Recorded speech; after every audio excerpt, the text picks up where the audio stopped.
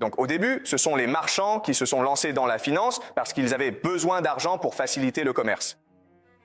Et certains marchands sont devenus extrêmement riches. Et lorsqu'ils sont devenus très riches, ils ont fondé des banques afin de soutenir le commerce et les autres marchands. Ces banques les faisaient du commerce avec de l'or parce que c'était la principale source et réserve de monnaie à cette époque-là. Ce qui se passait, c'est que vous veniez déposer votre argent, votre or, dans une banque pour le garder en sécurité et la banque vous donnait un contrat, n'est-ce pas? Un contrat, c'est simplement dire « Merci de m'avoir confié votre or. Je promets de vous rendre votre or à tout moment où vous le demanderez. » Et c'est ce qu'on appelle un reçu, n'est-ce pas? Et cela permettait un commerce plus facile et plus efficace. Parce que maintenant, je peux prendre ce contrat et aller en Angleterre. Peut-être que je suis basé en Italie. Mais maintenant, je peux aller en Angleterre et dire « Écoutez, j'ai besoin de vous acheter du coton ou des bananes. » Et la personne se dit « Eh bien, qu'est-ce que tu me donnes? Je vais te donner de l'or, n'est-ce pas? Donc, je prends le reçu et je te le donne, d'accord? » Et pourquoi faisons-nous cela? Parce que c'est beaucoup plus facile que de donner de l'or à d'autres personnes. Et donc, ce système faciliterait le commerce dans le monde entier. Est-ce que ça a du sens? Maintenant, je suis la banque, j'ai tout cet or et je veux gagner de l'argent avec. Donc, je veux le prêter à d'autres personnes. Alors d'autres marchands viendraient me voir et diraient « Écoute, j'ai besoin d'or. Peux-tu me prêter de l'or, n'est-ce pas? » Mais je lui dis « Oui, mais si je te donne l'or, tu as un problème de sécurité. C'est contraignant pour toi. Alors pourquoi ne pas te donner un reçu, un contrat à la place? Est-ce que c'est clair? Car j'ai simplement besoin d'un contrat ainsi qu'un reçu pour négocier ailleurs. N'est-ce pas? Donc, en faisant cela, ce que j'ai fait, c'est que j'ai doublé l'or dans ma banque. N'est-ce pas? J'ai créé de l'argent à partir de rien. Donc, l'or est toujours à 5 millions de dollars. Cela n'a pas changé, mais le reçu est maintenant de 5 millions plus 5 millions. Donc, théoriquement, j'ai maintenant 10 millions à la banque. Voilà comment fonctionne l'argent et la finance. Maintenant, il y a un problème avec le système. Quel est le problème avec le système? Qu'est-ce que tu veux dire? C'est une bonne question, d'accord? Pourquoi est-ce que les gens ont confiance en moi? C'est simple, durant la majeure partie de l'histoire, l'argent n'était pas nécessaire. Si tu étais une personne normale, que faisais-tu? Est-ce que tu étais dans un village à cultiver des récoltes? Si tu voulais, par exemple, obtenir de nouvelles choses, que ferais-tu? Tu échangerais avec quelqu'un d'autre, n'est-ce pas? Peut-être que tu as de l'or que je veux. Eh bien, alors je t'échangerai une vache contre cet or. Donc, en réalité, nous n'avions pas besoin d'argent. Ainsi, pendant la majeure partie de l'histoire humaine, personne n'avait besoin d'argent. Ce n'est que dans certaines circonstances que tu aurais voulu de l'argent. Par exemple, le mariage, n'est-ce pas? Donc, pendant la majeure partie de l'histoire humaine, l'argent représentait une dette qui pouvait rester impayée.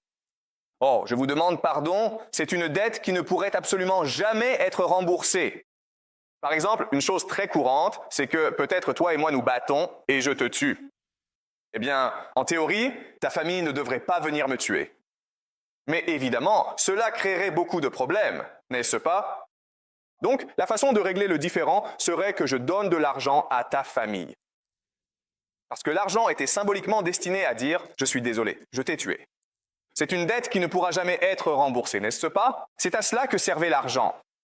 Dans la plupart des circonstances à travers l'histoire humaine, il n'y avait en réalité aucune utilité réelle pour l'argent. C'était symbolique. Mais avec l'essor du commerce, avec les marchands, ils avaient besoin d'argent pour faciliter les échanges. Mais ces marchands se connaissaient tous, donc ils se faisaient confiance de toute façon.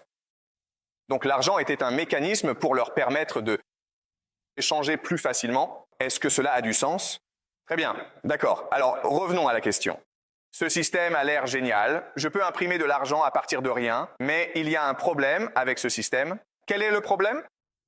Il y a un problème ici. C'est en fait une excellente question. Alors, oui, est-il possible de falsifier le contrat? C'est un très bon point. Le problème, c'est que la réponse est qu'ils se connaissaient tous de toute façon. C'est un cercle très restreint. Encore une fois, nous ne sommes pas encore à l'époque moderne où beaucoup de gens utilisent de l'argent. Si c'est le cas, alors la fortune devient un problème. Nous en reparlerons dans les prochains cours. Contrefaçon. Mais à ce stade de l'histoire, la fortune n'est plus vraiment un problème. Il y a en réalité un problème plus important. Et c'est un problème majeur. Quel est le problème? J'ai 5 millions de dollars en or, n'est-ce pas? Il y a environ 10 millions de dollars d'or en circulation sous forme de reçus. Quel est le problème avec ça? Le problème, c'est que si tout le monde veut y aller en même temps, je vais faire faillite, pas vrai? Parce que je perds ma réputation. Le contrat stipule qu'à tout moment où vous voulez l'or, je dois vous le donner. Mais si j'ai, disons, s'il y a 100 millions de dollars en contrat sur l'or, mais que je n'ai que 10 millions de dollars en or, seulement si 15 millions veulent récupérer leur or, alors je suis fichu. C'est ce qu'on appelle une panique bancaire. Une panique bancaire. Et c'est un énorme problème pour les commerçants. Il y a aussi un autre problème avec ce système. Et le problème est le suivant. À qui est-ce que je prête généralement mon argent? Vous savez, banque ou commerçant, à qui est-ce que je prête mon argent? Aujourd'hui, on prête l'argent aux entrepreneurs, mais à l'époque, il n'y avait pas vraiment d'entrepreneurs. Il y avait des rois et des nobles, et que faisaient-ils tout le temps? Pourquoi avaient-ils besoin d'argent? Pour faire la guerre, d'accord? C'est pour ça qu'il y a une demande pour l'or. Parce que si je suis un roi, j'ai besoin de faire la guerre. Généralement contre mon frère ou quelqu'un d'autre pour contrôler ce territoire, non? Maintenant, le problème avec ça, c'est que je pourrais me faire tuer. Et dans ce cas, oups! Mais aussi, ce qui est beaucoup plus courant, c'est que le roi dise « Va te faire voir la banque, je n'ai pas besoin de te rembourser ». Donc il y a en fait beaucoup de risques avec ce système. Donc avec le temps, ils ont développé un système pour atténuer ou réduire ce risque. Qu'est-ce qu'ils faisaient? Ce qu'ils faisaient, c'est qu'ils créaient des cartels. Les cartels ne sont que des partenariats. Donc peut-être que cette banque travaille avec une autre banque, qui travaille avec une autre banque à travers l'Europe. Et la façon dont ils établissaient ces cartels, c'était généralement par des mariages entre eux, n'est-ce pas? Ils se mariaient entre eux. Ils s'associaient ensemble. Et de cette façon, disons 15 millions de reçus circulent, alors qu'il n'y a que 10 millions d'or en réserve. Eh bien, devine quoi? Tu vas simplement voir une autre banque. Et disons qu'un roi... D'ailleurs, je ne vais pas te rembourser, banque. Eh bien, ta banque collabore avec d'autres banques pour se trouver un nouvel ennemi, tuer le roi et récupérer l'argent. Tu comprends? Et ce système, c'est ce qu'on appelle aujourd'hui la banque centrale. Et ce que vous allez apprendre dans ce cours, c'est que la banque centrale contrôle le monde aujourd'hui.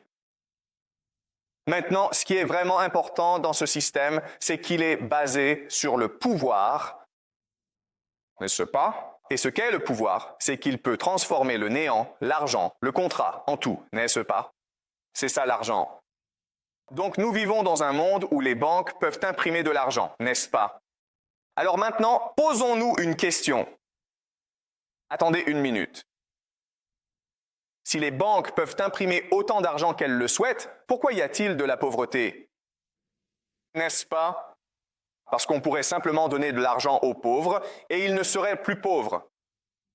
Pourquoi y a-t-il de la pauvreté? S'il y a toute la nourriture que nous voulons dans le monde, pourquoi des gens meurent-ils encore de faim? Pourquoi? Donc, nous n'avons pas des ressources limitées, nous avons la rareté. Oui, c'est la réponse courante, la rareté. Nous avons de la pauvreté à cause de la rareté. Mais je vous l'ai déjà dit, ils peuvent créer de l'argent à partir de rien. Donc l'argent est infini. L'argent est une ressource infinie. Alors pourquoi y a-t-il encore des pauvres? Dans ce cas, c'est un peu étrange. Est-ce que vous êtes juste, vous savez? Utilisés pour le commerce, ils ont malheureusement toujours des ressources qui restent très limitées. Et comme vous le savez sans doute déjà, en réalité, ce qui se passe, c'est que vous croyez tous que l'argent est rare, n'est-ce pas? Je viens de passer les 10-20 dernières minutes à vous expliquer que ce n'est pas rare, c'est infini, ce n'est qu'un chiffre. Nous pouvons à tout moment imprimer autant d'argent que nous en avons besoin. C'est comme ça que le pouvoir fonctionne. Le pouvoir vous a lavé le cerveau pour vous faire croire quelque chose qui n'est pas vrai. On vous a appris dès le premier jour que l'argent est rare, mais ce n'est pas rare. C'est infini. Et peu importe ce que je vous dis, vous continuez à le croire. Donc il faut vous sortir ça de la tête. L'argent n'est pas rare, il est infini. Alors écrivons une question. Pourquoi y a-t-il de la pauvreté dans ce monde? Pourquoi des gens meurent-ils de faim? Pourquoi y a-t-il des inégalités dans ce monde? Pourquoi y a-t-il des pauvres? Pourquoi y a-t-il des riches? Quelle est la réponse? C'est rare et incroyable, les gars. Vous n'arrivez pas à vous sortir ça? Vous croyez que l'argent est rare. Vous pensez, je ne vais pas le dire, je ne vais pas le dire, je ne vais pas le dire, je ne vais pas le dire, je ne le dirai pas, je ne vais pas le dire. Il n'est pas possible d'imprimer de l'argent à l'infini. Alors que je vous ai déjà dit, il est possible d'imprimer de l'argent à l'infini parce qu'ils le font tout le temps.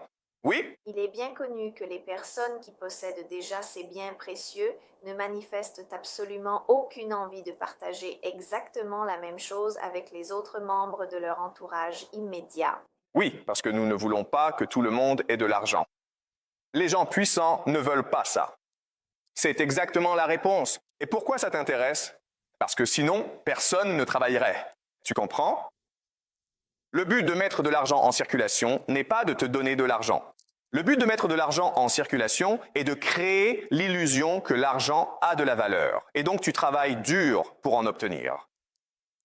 Mais pour te donner envie d'obtenir de l'argent, je dois créer une misère artificielle. N'est-ce pas? S'il n'y avait pas de pauvres, tu n'aurais pas envie d'être riche. C'est seulement parce que tu vois des gens souffrir que tu veux aller gagner de l'argent pour toi-même. Qu'est-ce que tes parents te disent?